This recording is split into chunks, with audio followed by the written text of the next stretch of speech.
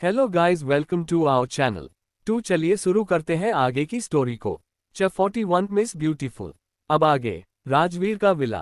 Breakfast table. Anjali Bhavesh और राजवीर के बीच में बैठी हुई थी और चुपचाप ब्रेकफास्ट कर रही थी। भावेश भी तिरछी नजरों से अंजलि को देख रहा था और अपना ब्रेकफास्ट कर रहा था। राजवीर भी अंजलि को एक अच्छे जेंटलमैन की तरह कभी कभी खाना सर्व कर रहा था और खुद भी खाना खा रहा था। और जिमी इन सब को इग्नोर करके अपना खाना खाने में बिजी था। तभी अंजलि के दिमाग में कुछ आया और उसने जिमी की तरफ देखकर बोली, क्या तुम्हें पता है पीरियड क्या होता है? अंजलि के इस बात पर जिमी, जो कि एक ब्रेड का टुकड़ा अपने मुंह में डालकर चबा रहा था, और तुरंत ही बाहर आ गया और वह खांसने लगा। फिर पानी के 2 घुट गटक कर उसने राजवीर की तरफ देखा, जो कि न्यूट्रल एक्सप्रेशंस के साथ उसे ही देख रहा है। भावेश भी पीरियड शब्द पहली बार सुन रहा था। उसने भी क्यूरोस होकर जिमी की तरफ देखा। जिमी ने एक गहरी सांस ली और अंजलि को ऐसे देखने लगा जैसे वह कोई एलियन हो। जिमी खुद को पहले नॉर्मल किया और बोला, तुम एक लड़की हो और तुम्हें पीरियड के बारे में नहीं पता? तो अंजलि ने मासूमियत से बोली, नहीं पता। क्या सबको इस बारे में पता होना जरूरी है? मैं लड़की हूं तो क्या मैं भी नहीं जानती पीरियड क्या होता है?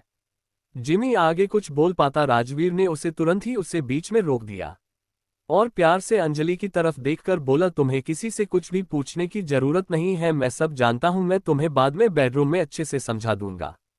उसने बेडरूम शब्द पर कुछ ज्यादा ही जोर दिया था।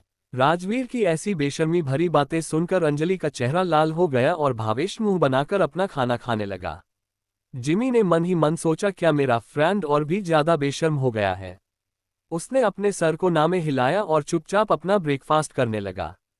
भावेश ने अंजलि की तरफ देखकर बोला, तुम कल रात को घर क्यों नहीं आई थी? मुझे पता है मैं कितना टेंशन में था, मुझे लगा कि तुम्हें कुछ हुआ है। अंजलि ने कैजुअल होकर बोला, अरे नहीं छोटे ओ, इतना ही बोल पाया था कि फिर अपना टॉपिक चेंज करके बोला, नहीं नहीं, हम लोग तो जरा के शोरूम में गए थे और वहां पर कपड़े देखकर हमें बहुत लेट हो गया था, इसलिए हम ओल्ड कपूर मैंशन में चले गए थे। फिर एक फेक हंसी हंसकर जानलेवा नजरों से राजवीर को घूरा, जैसे मैं जो बोल रही हूं उसमें हामी भरो। राजवीर ने एक बिगड़े हुए बच्चे होने का नाटक किया और बोला, हाँ मेरी बीवी जो बोलती है हमेशा सच बोलता है। भावेश ने अजीब नजरों से इन अतरंगी कपल को दिखा जो कि लभी डभी होने का एक्ट कर रहे थे। उसने मुंह बनाकर उन दोनों को इग्नोर कर दिया। मैं सिंगल हूं, इसलिए ये लोग हर वक्त मुझे डॉग वाला खाना देने के लिए रेडी हो जाता है। उसने चुपचाप अपना ब्रेकफास्ट फिनिश किया। फिर राजवीर की तरफ देखकर बोला, भाई मुझे कुछ काम है इसलिए मैं आज बाहर जाना चाहता हूं। एक्चुअली भावेश अब गिरीश से मिलना चाहता था और खुद की जिम्मेदारी संभालना चाहता था। वो ऐसे ही राजवीर के पैसों पर ऐसा नहीं कर सकता था। उसकी खुद की बहुत सारी जिम्मेदारी थी, सपना था उसे अपने दम पर वो सब पूरा करना होगा और एक अच्छा भाई बनकर अंजलि को हर मुसीबत से प्रोटेक्ट करना होगा। इसलिए उसे पहले अपने दम पर एक पहचान बनाना होगा। अंजलि कुछ बोलना चाहती थी लेकिन उसके आंखों में कुछ करने का डिटर्मिनेशन देखकर वह चुप रह गई। राजवीर नॉर्मल वॉइस में बोला, तुम बाहर तो जा सकते हो लेकिन तुम्हें अपने साथ कुछ बॉडीगार्ड को लेना पड़ेगा। भावेश राजवीर की तरह देखकर बोला, ठीक है मुझे कोई प्रॉब्लम नहीं है, लेकिन मुझे आपसे एक हेल्प चाहिए, मुझे मेरे भाई का असिस्टेंट गिरीश का नंबर चाहिए। राजवीर कुछ बोल पाता उससे पहले ही अंजलि बोल पड़ी, मेरे पास है ना गिरीश का नंबर, तुम मुझसे बरो कर लो। फिर उसने गिरीश का नंबर भविष्य को दे दिया। राजवीर ने अंजलि का फोन छीनकर गिरीश का नंबर डिलीट कर दिया और बोला, ऐसे पराये मर्दों का नंबर अपने मोबाइल में नहीं रखना चाहिए। राजवीर की इस हरकत से अंजलि को बहुत ज्यादा गुस्सा आ रहा था, मगर उसने कुछ नहीं कहा क्योंकि वह सबके सामने सीन क्रिएट नहीं करना चाहती थी और उसे ऐसे ही गिरीश का नंबर ऑटोमेटिकली याद है, इसलिए उसने इस मैटर को जाने दिया।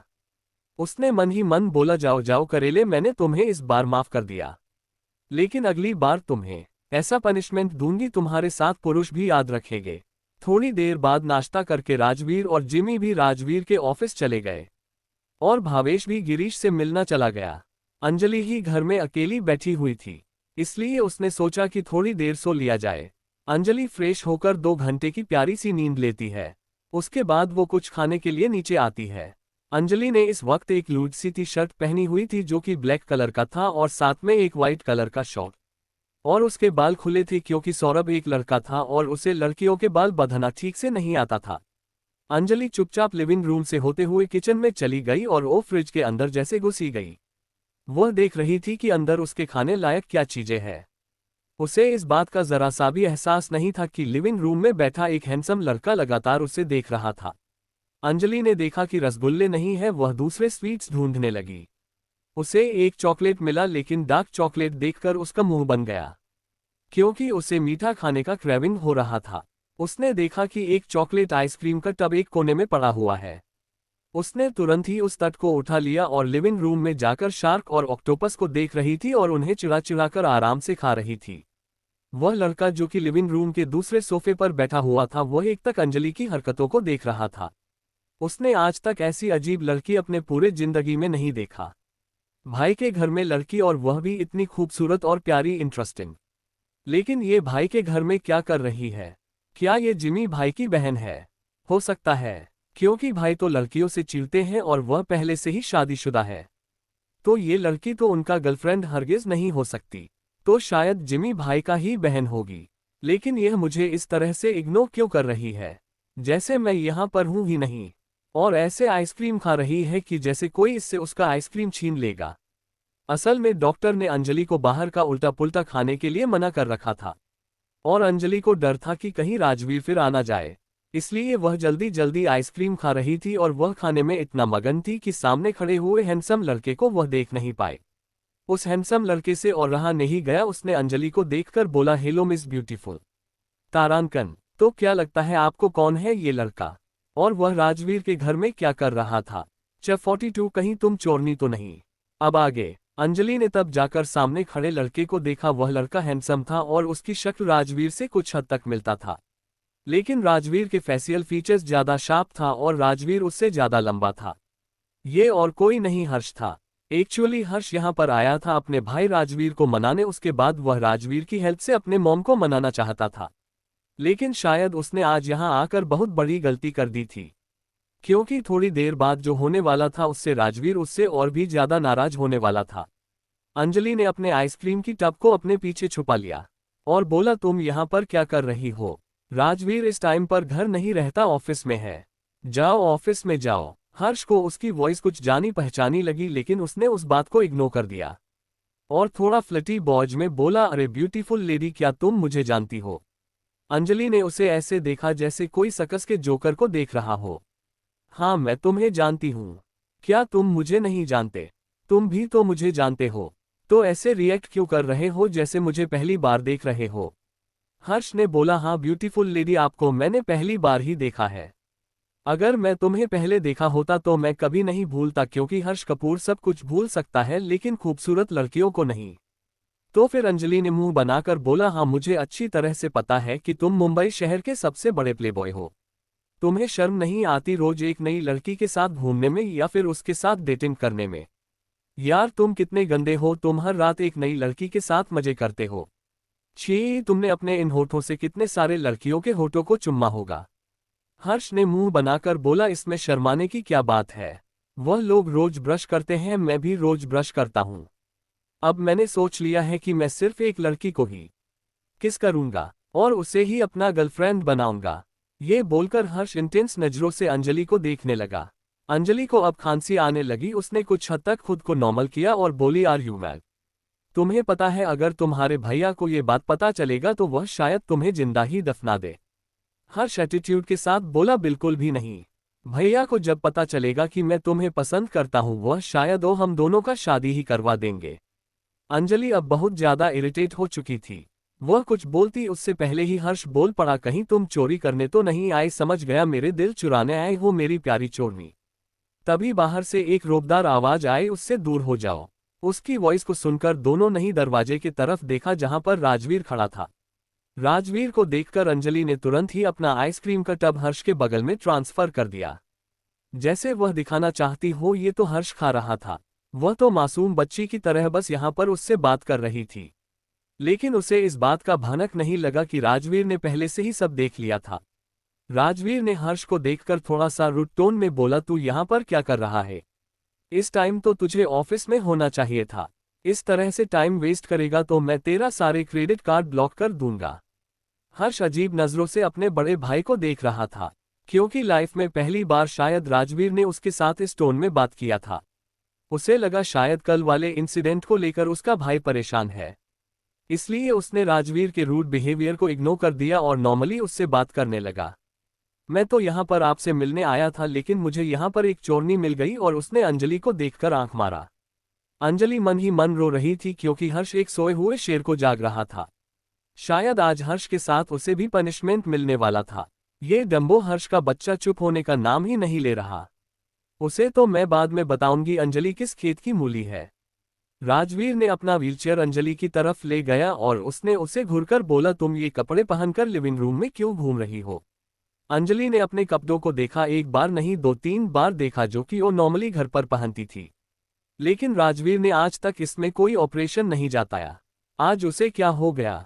हर्ष भी कंफ्यूज होकर अपने भाई को देख रहा था क्योंकि उसे भी अंजलि के कपड़े में कोई बुराई में नजर नहीं आ रहा था। उसने अंजलि का हाथ पकड़ा और फिर प्यार से बोला, तुमने अपने देवर को खाने के लिए कुछ ऑफर किया या नहीं? वह बेचारा शायद भूखा ही अपने भाई से मिलने आया है। देखो उसका मुंह भी कितना सूखा हुआ है। दूसरी तरफ एक कैफे के अंदर एक लड़का और लड़की दोनों आमने सामने बैठे हुए थे। वह लड़का थोड़ा लाचार नजर आ रहा था और वह लड़की जानलेवा नजरों से उस लड़के को घूर रही थी। अगर तुमने मुझे एक अच्छे बच्चे की तरह पूरा सच नहीं बताया तो मैं तुम्हारे साथ क्या कर सकती हूँ ये बात तुम्हें अच्छे से पता है। इसलिए मेरे 3 गिनने से पहले अच्छे बच्चे की तरह पूरा सच उगल दो। तारांकन, तो क्या लगता है आपको अंजलि उसकी भाभी है? ये जानने के बाद क्या होगा हर्ष का रिएक्शन? और क्या लगता है आपको वह दोनों लड़का लड़की कौन हो सकते हैं? च 43 बदसूरत सन की। अब आगे भाभी भाभी हर्ष को जैसे विश्वास ही नहीं हो रहा था कि सामने खड़ी लड़की उसकी भाभी है। उसने गौर से अंजलि को देखा, फिर अंजलि के पास चला गया और उसके फेस को खींचकर देखा, क्या ये तुम्हारी रियल स्किन है? अंजलि ने उसके घुटनों पर जोर से लात मारी। हर्ष जोर से चिल्लाया, यार कितनी जोर से लगी, कितनी पत्थर दिल हो तुम, पिछले जन्म में कोई चुड़ैल चुड़ैल थी क्या? तभी राजवीर ने खींचकर अंजलि को अपने गोद में बैठा लिया और उसके वही जगह पर किस किया जहां पर हर्ष ने उसे छुआ था। इतनी ज्यादा उछल कूद क्यों करती हो तुम? तुम्हें पता है ना तुम बीमार हो, चुपचाप बैठी रहो। तब अंजलि को याद आया, हाँ उसे तो पीरियड था और उसे हल्का हल्का पेट में दर्द भी था। इन सब के बीच वह तो भूल ही गई थी कि वह एक बीमार मरीज है। इसलिए वह मुंह बनाकर चुपचाप राजवीर के गोद में बैठ गई और उसके कान में बोली, इस डोंकी को अच्छे से मजा चखाना। अंजलि ने जब हर्ष को डोंकी बोला, ये सुनकर राजवीर को सौरभ की याद आ गई, क्योंकि सौरभ भी हर वक्त हर्ष को डोंकी बोलकर ही चिढ़ता रहता था। पता नहीं क्यों राजवीर को अंजलि की बहुत सारी आदत सौरभ से मिलता जुलता लगता था। क्या कोई किसी से सच्चे दिल से प्यार करता है तो दोनों की आदत वापस में मिल जाते हैं? तो फिर उसकी और अंजलि की आदत क्यों एक जैसा नहीं है? वो ध्यान से अंजलि को देखने लगा जैसे उसमें कहीं खो गया हो। राजवीर को इस तरह खुद को इग्नोर करते हुए देखकर हर्ष इरिटेट होकर बोला, भाई मैं यहाँ आपसे मिलने आया हूँ क्योंकि मुझे आपसे सॉरी बोलना था और आपको मेरे साथ ओल्ड कपूर मेंशन चलना होगा क्योंकि मुझे मॉम को सॉरी बोलना है और आपको इसमें मेरी मदद करनी पड़ेगी। पहली बात, मैं तुम्हारा सॉरी एक्सेप्ट नहीं कर रहा और दूसरी बात, मैंने मॉम को कोई नाराज नहीं किया है और वो मुझसे बहुत ज्यादा खुश है और कल रात ही मैं उनसे मिलकर आया हूँ। इसलिए मैं तो ओल्ड कपूर मेंशन नहीं जाने वाला और तुम्हारे साथ आकर मेरा क्या फायदा होगा? हर्ष ने उसे ब्लैकमेल करते हुए बोला, तो फिर मैं दादाजी को बोल दूंगा अपने आप की पहली बीवी को डिवोर्स देकर एक नई लड़की से शादी कर लिया है। वैसे मेरी नई भाभी है कमाल की और आपने एक अच्छा काम किया है उस बदसूरत सनकी को डाइवोर्स देकर। उसे देखते ही मुझे उल्टी आने लगता था। पता नहीं दुनिया पर लोग इतने गंदे कैसे दिख सकते हैं। आपने उसे एक अच्छा नाम दिया था, मुझे पता है, अगली डकली। बिल्कुल उसकी पर्सनैलिटी के साथ मैच करता था। सौरभ जो कि अपने लुक और पर्सनैलिटी को लेकर बहुत ही ज्यादा कॉन्शियस था, उसने गुस्से में बोला, तुम जिस बदसूरत सनकी की बात कर रहे हो वह तुम्हारे सामने खड़ी है, तुम्हारी इकलौती भाभी मिसेज अंजलि राजवीर कपूर। अब हर्ष को पूरा 440 वोल्ट का झटका लगा था। वह बेचारा बेहोश होते होते बचा, भाभी अंजलि भाभी बोलते बोलते वह वहीं पर बैठ गया। राजवीर को तो पहली बार अपने बीवी के मुंह से मिसेज अंजलि राजवीर कपूर सुनकर उसका सीना और भी ज्यादा चौड़ी हो गई। कैफे के अंदर एक लड़का और लड़की दोनों आमने सामने बैठे हुए थे। लड़की बहुत ही ज्यादा गुस्से में नजर आ रही थी और लड़का बेबस और लाचार नजर आ रहा था। ये लड़की और कोई नहीं डॉक्टर रश्मि शर्मा थी, जो कि सौरभ की कजन थी। सच सच बताओ, मेरे सौरभ भाई के साथ यह सब किसने किया है? और इतने दिन हो गए हैं, मुझे इस बारे में क्यों कोई खबर नहीं दी? ये बोलकर ही उसने पास में रखा नाइफ उठा लिया और वुडन टेबल पर बहुत ही जोर से उसे गाड़ दिया, जैसे वह अभी ही किसी का खून कर देगी। फिर वह फोक उठाती है और उसे भी बहुत गुस्से के साथ टेबल में गाड़ देती है। यह एक प्राइवेट कमरा था और यह पूरा कैसे सौरभ का था, इसलिए यहाँ पर कोई भी रश्मि को कुछ भी नहीं बोलने वाला। गिरीश ने खुद को नॉर्मल किया और बोला, आप ऐसे पब्लिक प्लेस पर टेम्पर नहीं खो सकती। और बॉस के साथ जो हुआ है, बॉस खुद ही अपने बदले लेने के लिए काफी है। क्या तुम मुझे कोई हॉरर मूवी का जोक सुना रहे हो? भाई को मरे हुए कई महीने बीत चुके हैं और अब तुम बोल रहे हो कि भाई आएंगे भूत बनकर या फिर उनका रीबर्थ होगा और वह खुद का बदला खुद ले लेंगे। रीबर्थ शब्द सुनकर गिरीश को खांसी आने लगी और वह जोर जोर से खांसने लगा। रश्मि शक भरी नजरों से गिरीश को देखने लगी और बोली, ये तुम इतना ज्यादा खांस क्यों रहे हो? कुछ देर पहले तो नॉर्मल ही थे, कुछ सेकंड के अंदर क्या हो गया तुम्हें? गिरीश ने पानी पीकर कुछ हद तक खुद को नॉर्मल किया और हाथ जोड़कर रश्मि को बोला, माताजी पहले आप खुद को शांत कीजिए। मैं आपके रुद्र अवतार झेल नहीं पाऊंगा, इस बेचारे पर दया कीजिए। कुछ देर बाद छोटे साहब आएंगे, तब आप उनसे जितना मर्जी उतना शिकायत कर लीजिएगा। छोटे साहब उस हादसे के बाद कहीं गायब हो गए थे, क्योंकि आपको तो पता है ना, सबसे ज्यादा बॉस के छोटा साहब ही करीब थे। शायद उन्हें इस बात का बहुत बड़ा सदमा लगा हो। ये सुनकर ही रश्मि के फेस पर एक फीकी स्माइल आ गई, क्योंकि वह अपने भाई की लाडली थी, जो चाहती थी वही उसे मिल जाता था और उसके भाई उसे बहुत ही अच्छे से प्रोटेक्ट करके रखते थे। लेकिन अब उसे अपने छोटे भाई को प्रोटेक्ट करना पड़ेगा और यह वह करेगी। फिर गिरीश ने बोला, और काव्या और मिस्टर देशमुख को काफी हद तक पनिशमेंट मिल चुका है और यह भी बास के एक खास फ्रेंड ने किया है और मैं उसी की कहने पर आपको यहाँ पर बुलाया है। भाई के कोई फीमेल फ्रेंड थी, मुझे तो नहीं पता था। काव्या चुड़ैल के अलावा भाई के ओ असिस्टेंट कम मैनेजर, जो कि बहुत ही ज्यादा अच्छी थी। इन दोनों लड़कियों को ही मैंने भाई के आसपास देखा है। मैं तो उससे ही अपनी भाभी बनाने वाली थी, लेकिन बीच में ओ चुड़ैल काव्या आ गई और अब तो ये सब सोचने का कोई फायदा ही नहीं, क्योंकि मेरे भाई ही नहीं रहे। तुम यहाँ पर मेरी वेट करो, मैं थोड़ी देर बाथरूम से फ्रेश होकर आती हूँ। ये बोलकर रश्मि बाहर बाथरूम में फ्रेश होने के लिए चली गई। तभी वह सामने से आते हुए एक हैंडसम से बंदे से टकरा जाती है और दोनों के आंखें मिलते हैं। दोनों ही दोनों को देखकर शॉक हो जाते हैं और जोर से चिल्लाते हैं, तुम तारांकन, क्या लगता है आपको कौन हो सकता है वह शख्स जिससे रश्मि टकराई है? च 44 नफरत भरी आंखें। अब आगे। रश्मि बाथरूम जा रही थी, तभी उसकी टक्कर जिससे हुई थी वह और कोई नहीं ध्रुव था। ध्रुव की आंखों में खुशी का चमक आ गया, क्योंकि वह रश्मि को बहुत समय से नहीं देखा था। लेकिन रश्मि के चेहरे पर नफरत के भाव थे, क्योंकि वह ध्रुव से नफरत करती थी। ध्रुव ने मुस्कुराकर कहा, रश्मि तुम कितनी खूबसूरत लग रही हो। मैं तुम्हें बहुत समय से नहीं देखा था। तुम इंडिया में कब आए, और आए तो मुझे क्यों नहीं मिली? लेकिन रश्मि ने उसकी बात को अनदेखा कर दिया और कहा, ध्रुव तुम मुझे परेशान मत करो। मैं तुमसे नफरत करती हूँ और मैं तुम्हें नहीं देखना चाहती। ऐसे भोले बनने की कोशिश मत करो। तुम्हें अच्छे से पता है कि मैं तुमसे क्यों नहीं मिलना चाहती, इसलिए हटो मेरे रास्ते से। ध्रुव का चेहरा उतर गया, लेकिन उसने फिर से मुस्कुराने की कोशिश की और कहा, रश्मि तुम मुझे माफ कर दो, मैं तुम्हारे लिए बहुत कुछ करना चाहता हूँ और उस टाइम जो हुआ था वह मैंने जानबूझकर नहीं किया था। मैं हालातों से मजबूर था। लेकिन रश्मि ने उसकी बात को फिर से अनदेखा कर दिया और बाथरूम में चली गई। ध्रुव वहीं खड़ा रह गया, अपनी नाकामी को महसूस करते हुए। रश्मि बाथरूम से बाहर आई तो उसने देखा कि ध्रुव अभी भी वहीं खड़ा था। उसने सोचा था कि वह चला गया होगा, लेकिन वह गलत थी।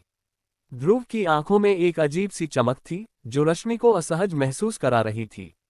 ध्रुव ने रश्मि के पास आकर कहा, रश्मि मैं तुम्हें बहुत प्यार करता हूँ।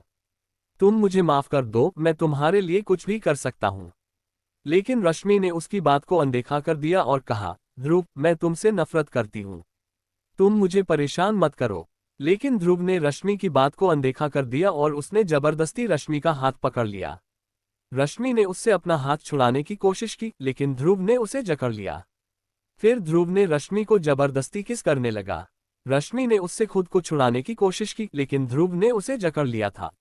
रश्मि को ये सब बहुत बुरा लग रहा था और वह ध्रुव से नफरत करने लगी थी। तभी एक आवाज आई, ध्रुव भाई आप यहाँ क्या कर रहे हो? यह आवाज था भावेश का, जो वहां आ गया था। ध्रुव ने रश्मि को छोड़ दिया और कहा, कुछ नहीं, बस हम दोस्त हैं। इसे यहाँ दिखा तो बात करने चला आया। लेकिन तुम यहाँ पर क्या कर रहे हो? और राजवीर ने तुम्हें अकेला छोड़ दिया। तो भावेश ने पीछे आते गार्ड की तरफ इशारा किया। भावेश को यहाँ का महल कुछ अजीब लग रहा था, लेकिन उसने कुछ नहीं कहा। लेकिन रश्मि ने जब राजवीर का नाम सुना, उसकी आंखों में नफरत जो कि ध्रुव को देखकर था वह 10 गुना बढ़ गया। बलिया मैंशन। दक्षा कल रात राजवीर के घर से वापस आए, लेकिन उसका मूड बिल्कुल भी अच्छा नहीं था। वह अपने रूम में जाकर तोड़फोड़ करने लगी थी, क्योंकि वह बहुत गुस्से में थी। उसने अपने बिस्तर को पलट दिया, अपने कपड़ों को फेंक दिया और अपने कमरे को बर्बाद कर दिया। वह अपने बेइज्जती का बदला लेने के बारे में सोच रही थी। उसने सोचा कि राजवीर ने उसे कितना अपमानित किया है और वह उसे सबक सिखाना चाहती थी। वह अपने दिमाग में कई योजनाएं बनाने लगी, लेकिन वह कुछ नहीं कर पाई, क्योंकि वह बहुत दुखी और गुस्से में थी। दक्षा का गुस्सा और बढ़ गया जब उसने सोचा कि राजवीर और उसकी मॉम ने उसे कितना अपमानित किया है। वह उनसे बदला लेना चाहती थी और उनकी बेटी तान्या को रिजेक्ट करने के लिए सबक सिखाना चाहती थी। लेकिन फिर उसने सोचा कि यह सब कुछ करना सही नहीं होगा, क्योंकि इससे और भी ज्यादा समस्याएं पैदा होंगी। वह कुछ समय के लिए शांत हो गई और सोचने लगी कि क्या करना चाहिए। क्या सच में तानिया मेरी बेटी नहीं है? क्या उस रचना ने मुझे बेवकूफ बनाया? अगर यह सच हुआ तो उन दोनों माँ बेटी को मैं जिंदा चला दूंगी।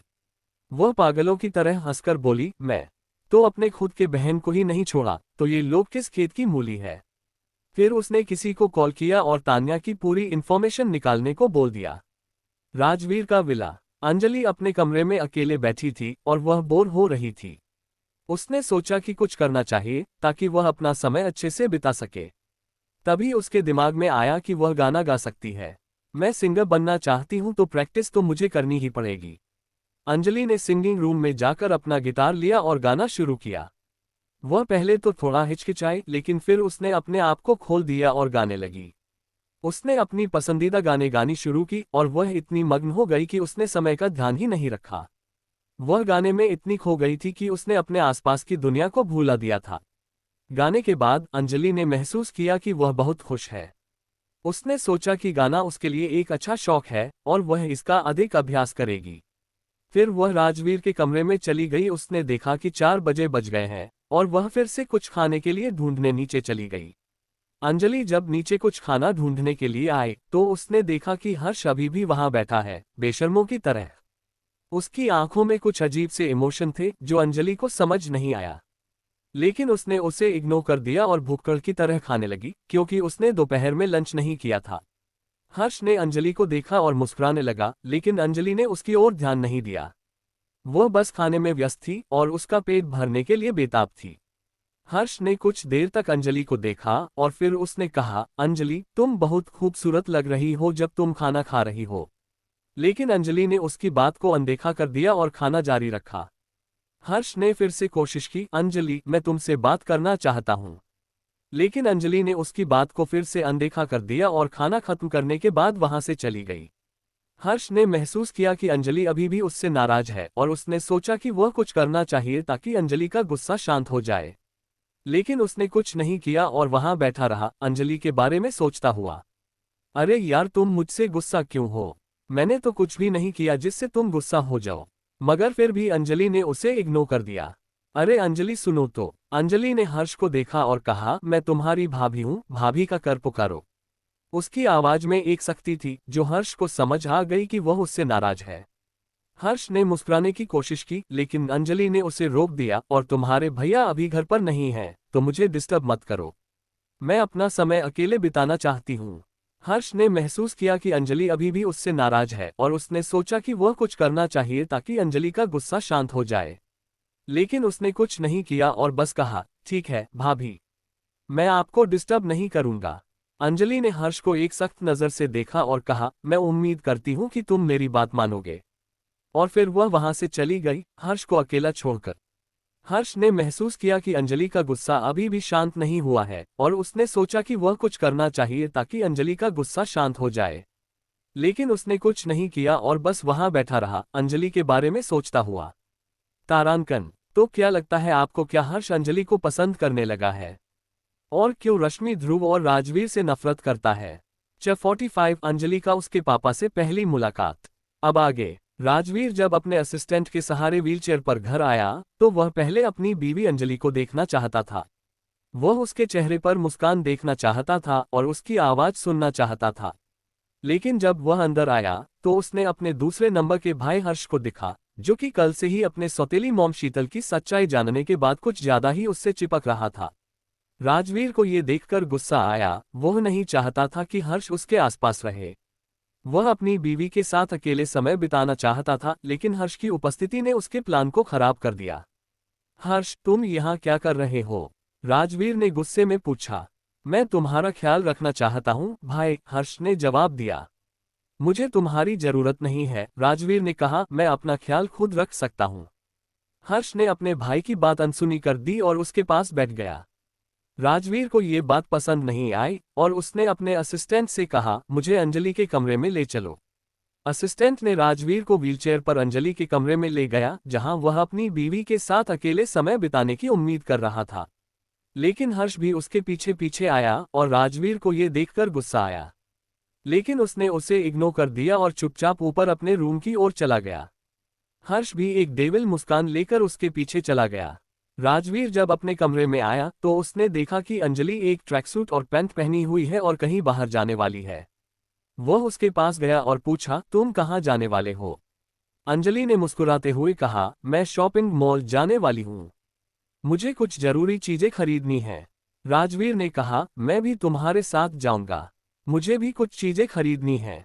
अंजलि को ये बात पसंद नहीं आई, लेकिन उसने कुछ नहीं कहा। लेकिन तभी हर्ष ने कहा, मैं भी आप दोनों के साथ जाऊंगा। मुझे भी कुछ चीजें खरीदनी है। अंजलि इरिटेट हो गई। वह नहीं चाहती थी कि हर्ष उनके साथ जाए। वह उसकी कुछ इंपॉर्टेंट काम करने के लिए बाहर जाना चाहती थी। लेकिन हर्ष और राजवीर की उपस्थिति ने उसके प्लान को खराब कर दिया। मैं इस दोनों उल्लू के साथ बिल्कुल भी नहीं जाना चाहती। एक काम करती हूँ, पहले इस हर्ष को कुछ भी करके जाने से रोकना होगा और फिर राजवीर के साथ बाहर जाकर बाथरूम जाने का नाम करके अपना काम करके आऊंगी। और राजवीर का तो पैर भी ठीक नहीं है, तो वह मुझ पर ज्यादा नजर नहीं रख पाएगा। हर्ष, तुम्हें जरूरी नहीं है कि तुम हमारे साथ जाओ, अंजलि ने कहा। लेकिन हर्ष ने कहा, नहीं, मैं जरूर जाऊंगा। मुझे भी कुछ चीजें खरीदनी है। राजवीर ने हर्ष को देखकर कहा, नहीं, तुम ऑफिस जाओगे, वहां पर मेरा कुछ पेंटिंग काम है, उसे जाकर कंप्लीट करो। अगर मैं तुम्हारे काम से खुश हुआ तो कल मैं तुम्हें मॉम के पास लेकर चलूंगा उन्हें मनाने के लिए। राजवीर की बात सुनकर हर्ष को ना चाहते हुए भी ऑफिस जाना पड़ा और अंजलि और राजवीर शॉपिंग के लिए चले गए। दूसरी तरफ कैफे में रश्मि भावेश के साथ गिरीश से मिलने आई थी, लेकिन वह बहुत ज्यादा बेचैन नजर आ रही थी। वो दोनों अपने बातों में लगे हुए थे, लेकिन रश्मि का ध्यान कहीं और था। वह ध्रुव के बारे में सोच रही थी, जिसने उसके दिल को तोड़ दिया था। उधर बाहर ध्रुव का भी कुछ ऐसा ही हाल था। वह बाहर बार बार कुछ प्राइवेट रूम को घर रहा था। उसे रश्मि से बातें करनी थी और अपने बीच का गलतफहमी दूर करना था, लेकिन रश्मि उससे बातें करने से तैयार नहीं थी। ध्रुव के दिमाग में सिर्फ यही घूम रहा था कि रश्मि यहाँ पर किस बात करने आई है। क्या वह उसके साथ अपने रिश्ते को सुधारना चाहती है या फिर उसने कोई नया बॉयफ्रेंड या आशिक बना लिया है? ध्रुव को ये बात बिल्कुल पसंद नहीं आई। वह रश्मि से बातें करना चाहता था, लेकिन रश्मि उससे दूरी बना रही थी। ध्रुव को ये बात समझ नहीं आ रही थी कि रश्मि उसके साथ ऐसा क्यों कर रही है। क्या उसने सच में उसके साथ अपने रिश्ते को खत्म कर दिया है या फिर वह बस उसे परखना चाहती है? रश्मि और ध्रुव दोनों ही अपने दिल की बातें एक दूसरे से छुपा रहे थे। वे दोनों ही अपने रिश्ते को सुधारना चाहते थे, लेकिन वे दोनों ही अपने अहंकार के कारण एक दूसरे से बातें नहीं कर पा रहे थे। ध्रुव तो सुधारने के लिए फिर भी तैयार था, लेकिन रश्मि नहीं मान रही थी। वह ध्रुव से दूरी बनाए रखना चाहती थी और अपने रिश्ते को खत्म करना चाहती थी। ध्रुव ने कई बार रश्मि से बातें करने की कोशिश की, लेकिन वह हर बार उसे नजरअंदाज कर देती थी। ध्रुव को ये बात समझ नहीं आ रही थी कि रश्मि उसके साथ ऐसा क्यों कर रही है। उसने सोचा था कि रश्मि भी उसके साथ अपने रिश्ते को सुधारना चाहती होगी, लेकिन अब वह समझ गया था कि रश्मि के लिए सब कुछ खत्म हो गया है। जितना ही टाइम बढ़ रहा है, उतना ही शायद रश्मि के दिल में ध्रुव और उसके बेस्ट फ्रेंड राजवीर के लिए नफरत बढ़ता जा रहा है। वह सोचती है कि ध्रुव ने उसके साथ धोखा किया है और राजवीर ने उसके भाई के साथ गलत किया है। लेकिन ये बात तो सच नहीं थी, गलत तो राजवीर के साथ भी हुआ था। दूसरी तरफ मॉल के अंदर, यह मुंबई शहर का एक फेमस शॉपिंग मॉल था। यह शॉपिंग मॉल डिसूजा फैमिली के अंदर आता था। राजवीर और अंजलि दोनों ही एक साथ शॉपिंग करना आए थे, लेकिन राजवीर तो अंजलि के साथ शॉपिंग करने में खुश था, लेकिन अंजलि तो अपना एक इम्पॉर्टेंट काम करना चाहती थी जिसके लिए उसे अपने आप से राजवीर को दूर करना जरूरी था। राजवीर का पैर भी ठीक नहीं था और उनके साथ कोई और भी नहीं आया था। अंजलि ने सोचा कि यह सही समय है जब वह राजवीर को अकेला छोड़ सकती है और अपना काम कर सकती है। किसी का फायदा उठाकर अंजलि राजवीर को एक ब्रांडेड कपड़े के शोरूम में बैठकर बाथरूम का बहाना देकर चली गई।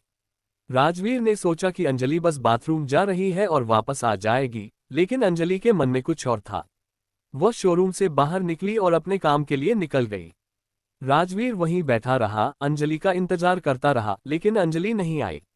राजवीर ने सोचा कि शायद अंजलि को कुछ जरूरी काम आ गया होगा, लेकिन वह नहीं जानता था कि अंजलि ने उसे जानबूझकर अकेला छोड़ दिया है।